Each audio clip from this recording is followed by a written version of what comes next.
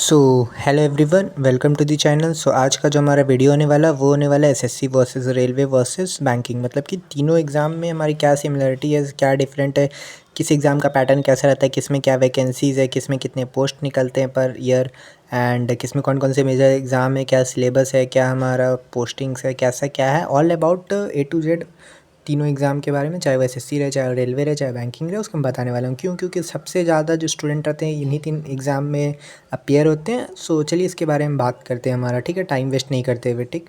सो जैसे कि बात करते हैं SSC versus railway versus banking में, हमारा जो वैकेंसी का ट्रेंड होता है वो क्या होता है एसएससी में, जैसा कि मोस्ट जो पोस्ट होते हैं वो मोस्ट एग्ज़ाम जो एसएससी की वो सीजीएल, सीएचएसएल, सीपीयू, एमटीएस, ज़्यादातर बच्चे इन्हें एग्ज़ाम में अपीयर होते हैं, ठीक है।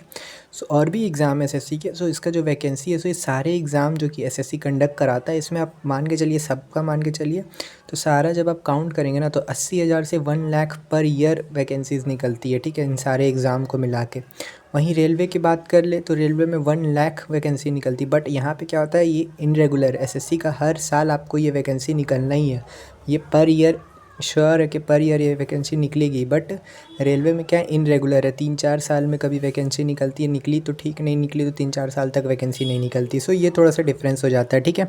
अब बात करते हैं हमारा बैंकिंग में। तो बैंकिंग में जैसे कि देखिए आईबीपीएस, एसबीआई, आरबीआई, ठीक है। सो इस तीनों को मिला के जब आप करेंगे ना तो 35,000 से 50,000 पर ईयर वैकेंसी निकलती है। फिर आपका बैंकिंग सेक्टर वैसा है कि पर ईयर आपका वैकेंसी निकलेगा ही निकलेगा, ऐसा नहीं है कि इसमें इस साल निकला अगले साल नहीं निकला, ये हर साल निकलना ही निकलना है, ठीक है। सो ये बात हो जाता है।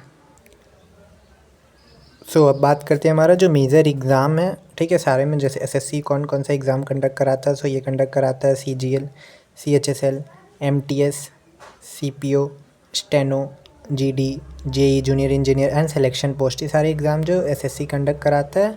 अब बात करते हैं हमारा रेलवे। रेलवे कौन कौन से एग्ज़ाम कंडक्ट कराता है, सो रेलवे हमारा NTPC, group D, ALP assistant loco pilot, JE junior engineer, RPF, railway police force, फिर बहुत सारे मिनिस्ट्रीज़ में रहता है, पैरामेडिकल्स के जो स्टाफ रहते हैं वो सारे एग्ज़ाम रेलवे कंडक्ट कराता है, ठीक है। अब बात करते हैं बैंकिंग। सो बैंकिंग में हमारे कौन कौन से एग्ज़ाम होते हैं जो कंडक्ट होते हैं, जैसे IBPS, PO and clerk, provisioning officer and clerk का एग्ज़ाम जो आईबीपीएस कंडक्ट कराता है, ठीक है। RRB, SBI, PO and clerk, ठीक है। फिर RBI grade B, LIC double AO and ADO, फिर नाबार्ड ए एंड बी, ये सारे एग्ज़ाम जो है वो बैंकिंग सेक्टर बैंकिंग कंडक्ट कराते हैं, ठीक है। अब बात करते हैं हमारा एग्ज़ाम प्रोसेस ड्यूरेशन क्या होता है। एसएससी का मान लीजिए जब नोटिफिकेशन निकलता है तो नोटिफिकेशन निकलने से लेके जब आपका फ़ाइनल सिलेक्शन जो होता है उन सब के बीच में, फ़ाइनल सिलेक्शन के बीच में आपका मान के चलिए कि 1 से 2 साल का समय लग जाता है। 1 साल का समय तो लग ही जाता है, ठीक है। कभी कभी ऐसा होता है कि कुछ इशू हो गया तो समय बढ़ जाता है, बट 1 साल लगता है नोटिफिकेशन निकलने से लेके फ़ाइनल सिलेक्शन तक, ठीक है। अब बात करते हैं वहीं रेलवे। तो रेलवे में मिनिमम 2 साल तो लगेगा ही। आपका नोटिफिकेशन निकलने से लेके फ़ाइनल सिलेक्शन तक आप मान के चलिए कि 2 साल रेलवे में लगना ही लगना है, इसमें कोई किंतु परंतु का सवाल ही नहीं उठता, ठीक है। 3 साल भी लग जाता है, ठीक है। सबसे स्पीड जो काम करता है वो हमारा काम करता है बैंकिंग। बैंकिंग अगर आपको आज नोटिफिकेशन निकाला तो आज से 6 से 8 हार्डली 9 महीना के अंदर वो आपका फ़ाइनल सिलेक्शन ले ही लेगा, इसमें कोई किंतु परंतु का सवाल नहीं उठता। सो अब बात करते हैं नंबर ऑफ एस्पिरेंट, किसमें कितने लोग फॉर्म भरते हैं। सो एसएससी में मान के चलिए सारे एग्ज़ाम मिला के हर साल 50 से 60 लाख लोग फॉर्म भरते हैं, ठीक है। रेलवे में और कम, रेलवे में और ज़्यादा, 1 से 2 करोड़ लोग प्लस ही में। बट बैंकिंग में 10 से 15 लाख लोग जो है पर ईयर फॉर्म भरते हैं। इसका सबसे बड़ा कारण क्या है, बैंकिंग का जो फॉर्म होता है वो थोड़ा महंगा रहता है, ठीक है। प्लस दूसरी बात क्या है, बैंकिंग में इंग्लिश आपको बहुत तगड़े लेवल की आनी चाहिए, बहुत अच्छे लेवल की आनी चाहिए इंग्लिश। फिर क्वांट, ये सब आपको अच्छे लेवल की आनी चाहिए, इंग्लिश हो गए, फिर आपको क्वांट्स हो गए, ये सब बहुत अच्छे लेवल के आपको पता होना चाहिए, ठीक है। रेलवे में इंग्लिश रहता नहीं है, रेलवे में इंग्लिश नहीं रहता है, जिस कारण से फॉर्म का जो बच्चे हैं वो यहाँ पे ज़्यादा एलिजिबल फॉर्म भरते हैं। एसएससी क्या है कि एसएससी का भी फॉर्म का 100 रुपये plus SSC 10th 12th and graduate तीनों लेवल के लिए एंट्री रहती है। सो इस वजह से ये सारे रेशियो हो जाते हैं फॉर्म वगैरह के, कितने स्टूडेंट्स हैं, ये सब। अब बात करते हैं age limit and eligibility. SSC में मान के एसएससी में आपका मिनिमम आपको 18 ईयर्स का होना चाहिए और मैक्सिमम 30 ईयर्स तक अगर आप हैं तो आप एलिजिबल एग्ज़ाम देने के लिए। इसमें 10th लेवल पे भी वैकेंसी निकलती है, 12th लेवल पे भी और ग्रेजुएट लेवल पे भी, तीनों लेवल पे वैकेंसी निकलती है, ठीक है। अब बात करते हैं हमारा रेलवे गाइस। बैकग्राउंड की जो नॉइज़ है उस पे ध्यान मत दीजिएगा, वो पीछे की नॉइज़ हो सकता है बीच बीच में आपको डिस्टर्ब करे। मैं क्या बताना चाह रहा हूँ आप उस पर फोकस कीजिएगा, ठीक है। थोड़ा नेटवर्क इशू वगैरह एंड माइक का थोड़ा इशू है, इस वजह से प्रॉब्लम हो रही होगी। अब बात करते हैं हमारा रेलवे। सो रेलवे में आप अगर मिनिमम 18 ईयर्स के आप हैं तो आप फॉर्म भर सकते हैं, एलिजिबल है। एंड मैक्सिमम 33 ईयर्स के तो आप एलिजिबल। इसमें भी 10th level, 12th level and graduate level तीनों भी वैकेंसी निकलती है, ठीक है। अब बात करते हैं बैंकिंग। बैंकिंग में अगर आप मिनिमम 20 साल के हैं तो आप फॉर्म भर सकते हैं, और मैक्सिमम 30 ईयर्स के तो आप फॉर्म भर सकते हैं। इसके बीच में इसमें क्वालिफ़िकेशंस आपका ग्रेजुएशन मैंडेटरी है। आप 10th और 12th बेसिस पे आपका फॉर्म नहीं निकलता, आपका क्या काम है, तो आपको मिनिमम ग्रेजुएट होना चाहिए, ठीक है।